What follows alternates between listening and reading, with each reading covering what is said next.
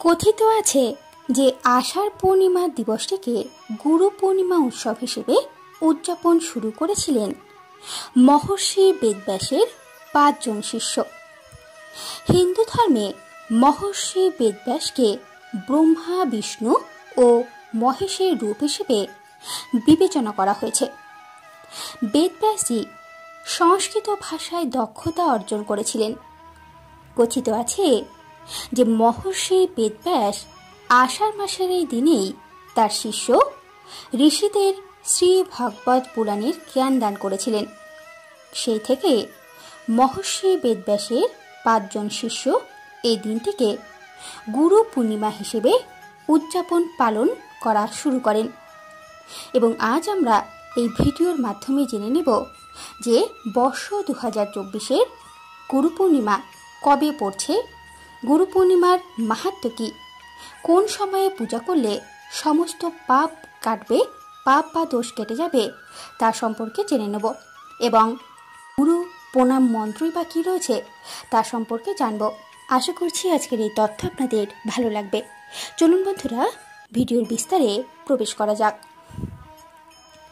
হিন্দু ধর্মে গুরুস্থান ঈশ্বরের সমান। প্রত্যেক বছর আষাঢ় পূর্ণিমার দিনটি গুরু পূর্ণিমা হিসেবে পালিত হয়। ভগবানের রূপে গুরুকে সম্মান, পূজা এবং গুরুত্ব দেওয়ার জন্য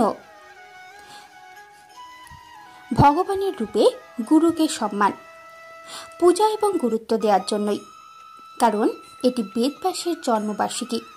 এটিকে তাই ব্যাস পূর্ণিমা বলা হয়। মানুষের এবছরের জুলাই মাসে গুরু পূর্ণিমা অনুষ্ঠিত হবে এবং এই গুরু পূর্ণিমার তারিখ নিয়ে মানুষের মধ্যে বিভ্রান্তি রয়েছে। কেননা অনেকের মতে গুরু পূর্ণিমা বিভ্রান্তি রয়েছে।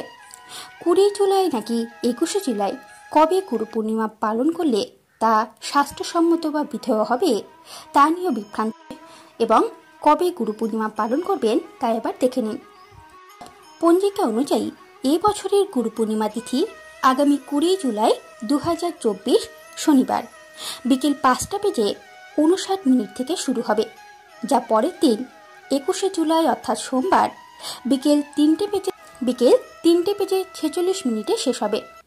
তাই উদয় তিথি হিসেবে যেহেতু 21শে জুলাই পূর্ণিমা তিথি সূর্যোদয়কে স্পর্শ করবে, তাই শাস্ত্রমতে 21শে জুলাই সোমবারের দিনই পালিত হবে গুরু পূর্ণিমা তিথি।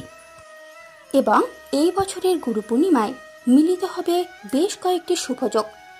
এই দিনে সর্বাত্ম সিদ্ধি যোগ, রবি যোগ এবং বিষকুম্ভ যোগও হবে। তাই এই বছরের গুরু পূর্ণিমার গুরুত্ব বা মাহাত্ম্য তাই বহু গুণ বৃদ্ধি পেয়েছে।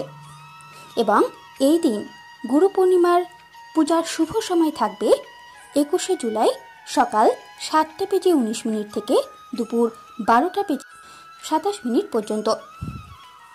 এই গুরু পূর্ণিমায় গুরু তার শিষ্যকে অজ্ঞানতার অন্ধকার থেকে বের করে জ্ঞানের আলোর দিকে নিয়ে যান।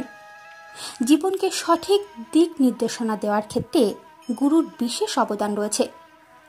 গুরু পূর্ণিমার দিন গুরু ব্রহ্মা, গুরু বিষ্ণু, গুরুদেব মহেশ্বর, গুরু সাক্ষাৎ পরম ব্রহ্মা তস্য শ্রী গুরবে নমঃ মন্ত্রটি জপ করুন।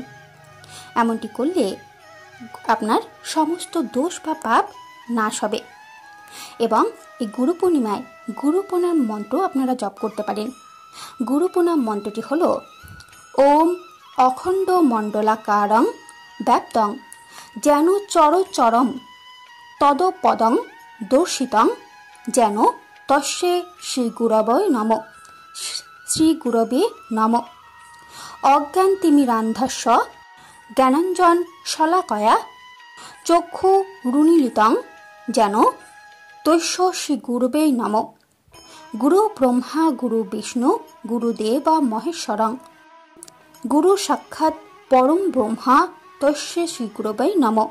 এই গুরুমন্ত্রেরও জপ করতে পারেন। এতে আপনার জানতে বা অজান্তে করা সমস্ত পাপের নাশ হবে। এবং এই গুরু পূর্ণিমার বিশেষ দিনে আপনারা সকালেই ঘুম থেকে উঠে ব্রহ্মা মুহূর্তে স্নান করে শুদ্ধ বস্ত্র পরিধান করে গুরুকে প্রণাম করুন এবং আপনার উপার্জিত অর্থের কিছু অংশ অবশ্যই গরিব দুস্থদের দান করুন।